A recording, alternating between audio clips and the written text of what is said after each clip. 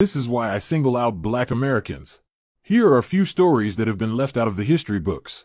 Anthony Crawford. Mr. Crawford owned a 427-acre cotton farm in South Carolina and supported himself by selling the cotton, melons, syrup, and more produced by his land. Mr. Crawford's wife and 13 children all lived on his land with their spouses. He also built a school for black people. Mr. Crawford was lynched for cursing at white supremacists on his land, and his family was ordered to leave their 427-acre farm. Ocoee, Florida. In Ocoee, there was a time when black freedmen owned a total of 330 acres plus 48 city lots. Black ownership and a refusal to follow white rules led to a violent Election Day attack on the black community in 1920.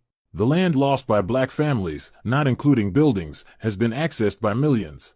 Vero Beach, Florida.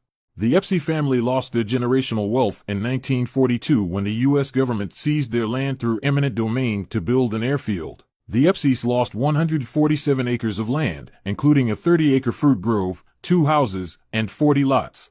The land would be acquired by the Navy, the city of Vero Beach, and the LA Dodgers team, all while ignoring the family's plea to buy back their taken land.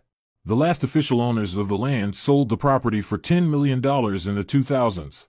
Jasper County, Mississippi.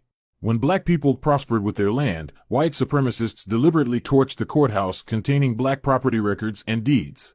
The Masonite Corporation was eventually granted a title to 9,500 acres of land, which has yielded millions of dollars in wood, timber, gas, and at least 850,000 barrels of oil have been pumped from the land. Remember stories like these the next time a white supremacist or a person who came here after slavery to capitalize off of the American dream tells us to pull ourselves up by the bootstraps or that there's equal opportunity for everyone.